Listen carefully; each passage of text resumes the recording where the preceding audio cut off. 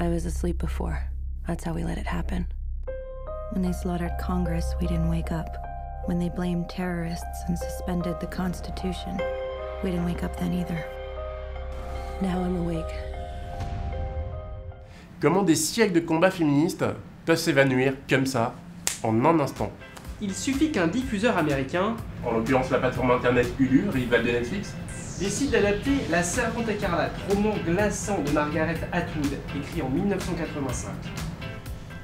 Dans ce roman déjà adapté au cinéma en 1990, l'état de droit devient un état de non-droit.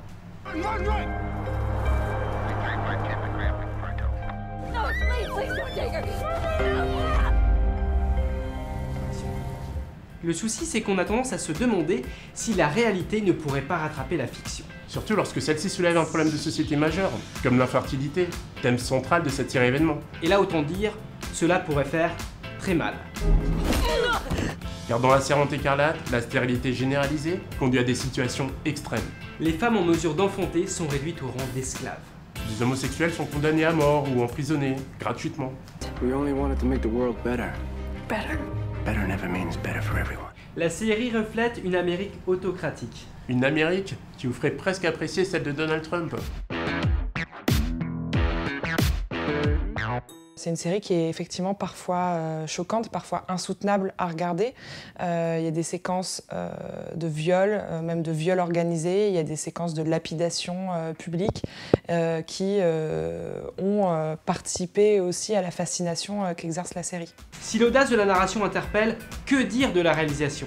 Outre l'aspect esthétique, cette mise en scène très subjective donne véritablement l'impression d'être dans la peau des protagonistes.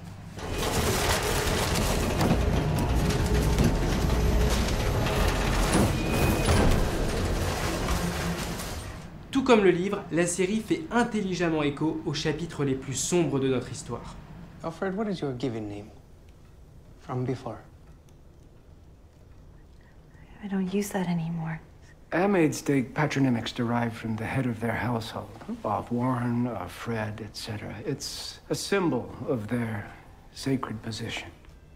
Tiens, ça ne vous rappellerait pas une autre période sordide de l'histoire des États-Unis? Celle où les esclaves récupéraient les patronymes de leurs propriétaires, par exemple. Sauf que la série s'invite aussi dans le débat politique actuel. Il y a quelques mois, quand Trump a voulu supprimer les fonds sur des plannings familiaux des États-Unis, il y a eu des manifestations silencieuses où les femmes se sont habillées exactement comme les personnages de la série, donc avec les capes rouges et la coiffe blanche très caractéristique. Côté casting, notons la performance d'Elizabeth Moss, déjà vue dans Top of the Lake, Mad Men ou encore The West Wing. La performance d'Elizabeth Moss dans la série est assez exceptionnelle, déjà parce qu'on ne voit qu'elle, elle est de quasiment tous les plans. C'est que c'est une comédienne qui s'est construite véritablement à la télévision. Elle a fait quelques films de cinéma, mais elle a fait peu d'allers-retours et vraiment on la connaît principalement pour ses rôles emblématiques à la télévision.